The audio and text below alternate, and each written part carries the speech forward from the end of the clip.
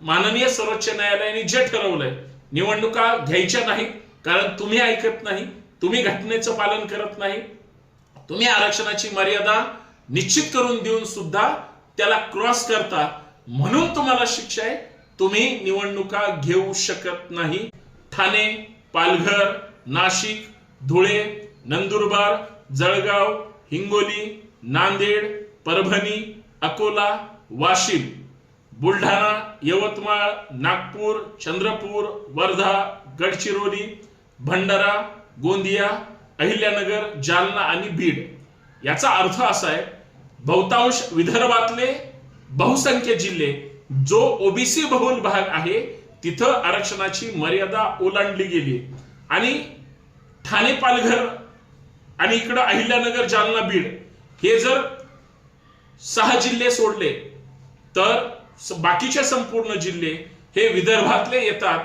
त्या संपूर्ण ठिकाणी निवडणुका ह्या झालेल्या नाहीत. याचा अर्थच असा आहे, या जिल्ह्यांनी आरक्षणाची मर्यादा ओलांडली, परंतु माननीय सर्वोच्च न्यायालयाने काहीतरी मध्य काढून या आरक्षणाच्या मर्यादा त्या ठिकाणी पूर्ण करून निवडणुकांना परवानगी दिली तरच कार्यकर्त्यांच्या हिताच्या निवडणुका होतील.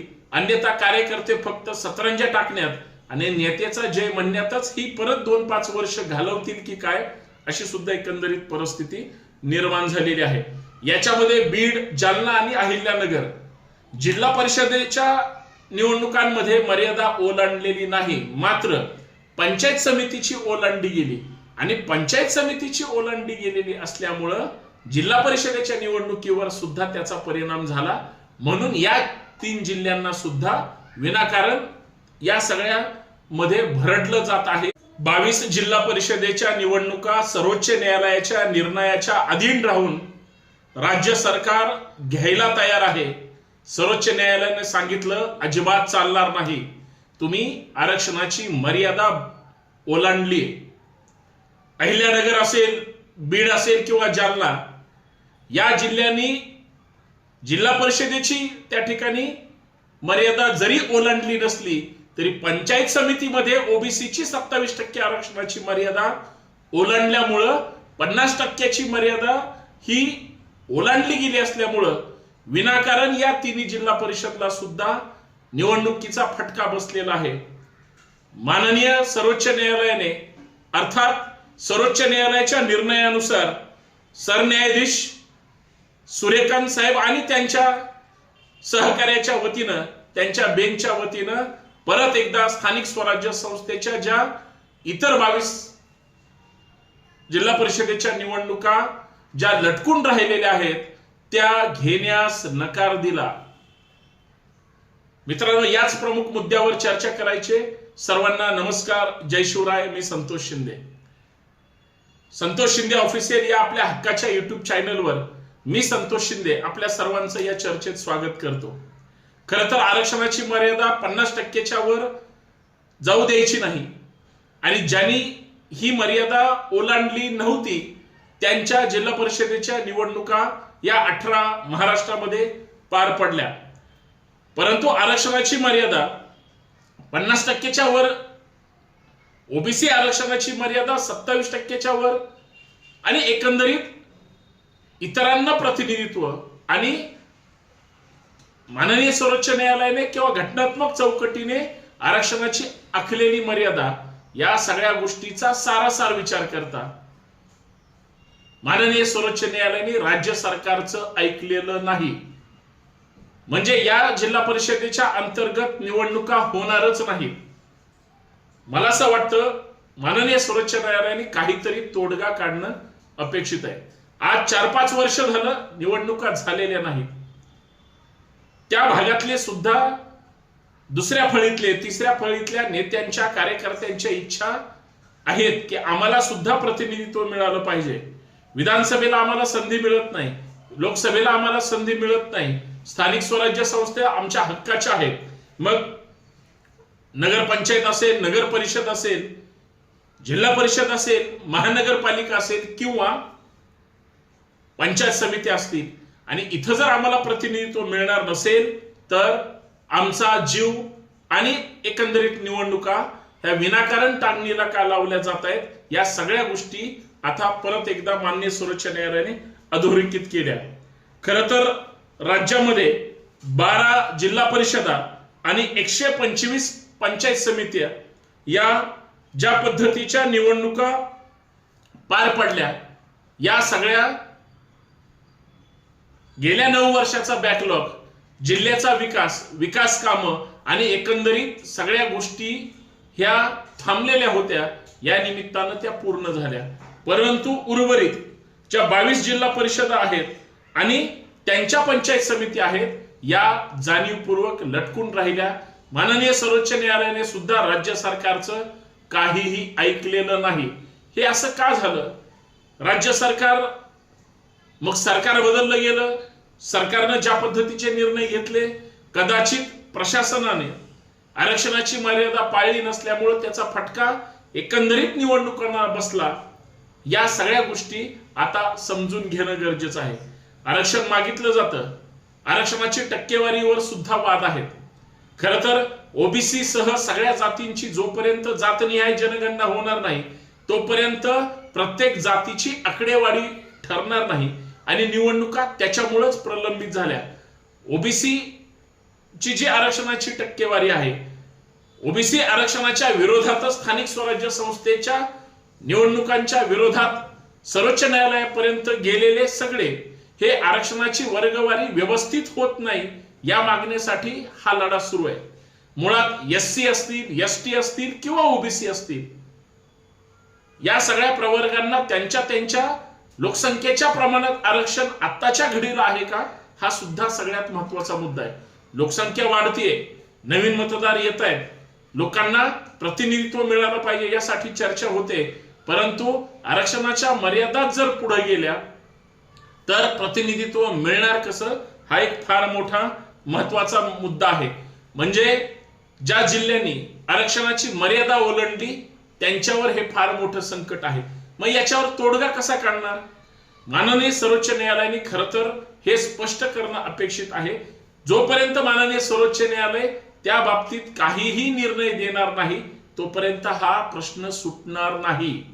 आणि प्रश्न जर नाही सुटला, प्रश्न जर तसाच प्रलंबित राहिला, तर मग या निवडणुका होणार की नाही, राज्य सरकार अजूनही माननीय सर्वोच्च न्यायालयाकडे लक्ष लागून बसलेलं आहे. मुद्दा तोच आहे. स्थानिक स्वराज्य संस्थांमध्ये, स्थानिक स्वराज्य संस्था अंतर्गत येणारी जिल्हा परिषद, येणारी पंचायत समिती, या निवडणुकांमध्ये जर त्या प्रमाणात आरक्षणाची वर्गवारी एकूण आरक्षणाच्या मर्यादेपेक्षा जर जास्त झालेली असेल, तर मग काही जागा कमी करून तोडगा निघू शकतो का? प्रतिनिधित्वाच्या निमित्तानं आरक्षणाच्या मर्यादेच्या त्या चौकटीच्या आत कुठल्या पद्धतीचा तोडगा काढला जातो, काढायला पाहिजे, याचं सुद्धा माननीय सर्वोच्च न्यायालयाने डायरेक्शन देणं अपेक्षित आहे. माननीय सर्वोच्च न्यायालयाने ही सांगितलं की तुम्हाला निवडणुका घेता येणार नाहीत का, तर तुम्ही ओबीसीची 27% मर्यादा किंवा एकूण आरक्षणाची मर्यादा ही तुम्ही क्रॉस केलेली आहे. पण आता निवडणुका नाहीत. जी क्रॉस केली किंवा जी पद्धत झाली ही मागची पद्धत झाली. आता तर निवडणुका नाही, आता सगळीकडे प्रशासक आहे. मग ह्या 22 जिल्हा परिषदांमध्ये काहीतरी मध्य काढून तोडगा काढण्यासाठी माननीय सर्वोच्च न्यायालयाने काहीतरी डायरेक्शन देणं अपेक्षित आहे. ते दिले जातात का, दिले गेले का? सर्वोच्च न्यायालयाचं काय म्हणणं आहे? मुळात राज्य सरकार आपल्या वतीनं जी बाजू मांडतंय, ती बाजू कशा पद्धतीनं मांडतंय हा सुद्धा एक महत्वाचा विषय आहे.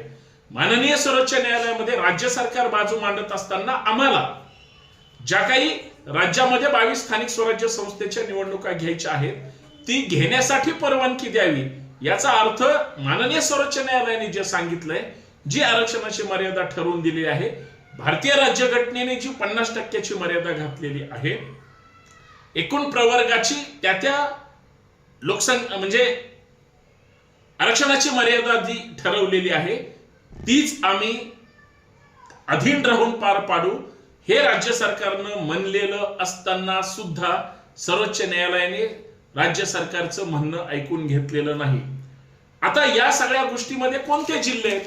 बारकाईनं जर विचार करायचा म्हणलं तर आरक्षणाची मर्यादा ओलांडलेले जिल्हे याचा जर बारकाईने विचार केला तर सर्वप्रथम ठाणे जिल्ह्यात आरक्षणाची मर्यादा ही ओलांडली गेलेली आहे।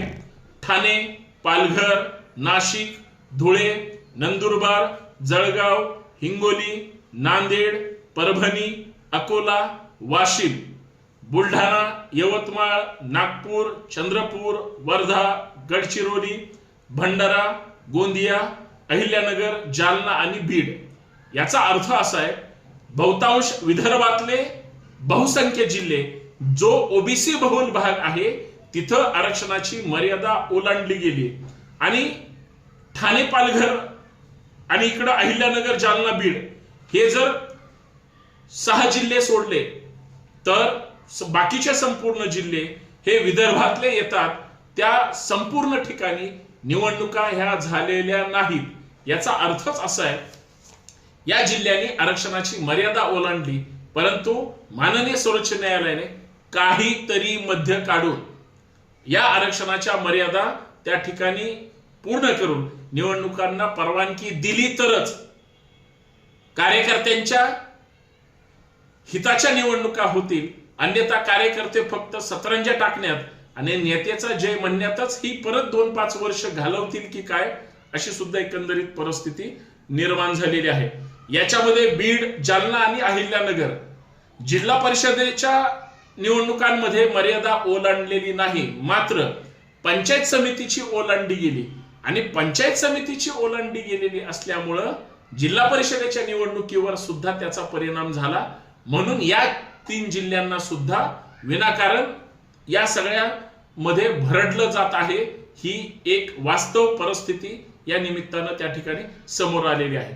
याचा अर्थ माननीय सर्वोच्च न्यायालयाने जे ठरवलंय निवडणुका घ्यायच्या नाहीत, कारण तुम्ही ऐकत नाही, तुम्ही घटनेचं पालन करत नाही, तुम्ही आरक्षणाची मर्यादा निश्चित करून देऊन सुद्धा त्याला क्रॉस करता, म्हणून तुम्हाला शिक्षा आहे, तुम्ही निवडणुका घेऊ शकत नाही।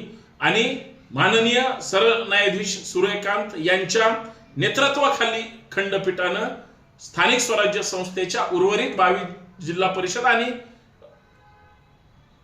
125 पंचायत समिती ह्या निवडणुका ह्या त्या अर्थाने तशाच त्या ठिकाणी ठेवल्यात। त्याच्यामध्ये म्हणजे 22 जिल्हा परिषदा प्रलंबित आहेत, परंतु 12 जिल्हा परिषद आणि 125 पंचायत समिती ह्या ज्या आता निवडणुका पार पडल्या त्या सोडल्या तर बाकीचे जिल्हे तसेच ओसाड पडलेले आहेत आणि ते अजूनही त्याचा निकाल लागलेला नाही, ही वस्तुस्थिती आहे। बाकी काय होतंय सर्वोच्च न्यायालयाच्या निर्णयाकडे प्रत्येक जण त्या ठिकाणी लक्ष लागून राहिलेलं आहे, पण राज्य सरकार अपयशी ठरलंय आपली मांडणी व्यवस्थित करायला, ही सुद्धा गोष्ट नाकारता येणार नाही। याचा सर्वांवर अन्याय त्या ठिकाणी झालेला आहे, एवढंच काय ते वास्तव। धन्यवाद। जय शिवराय।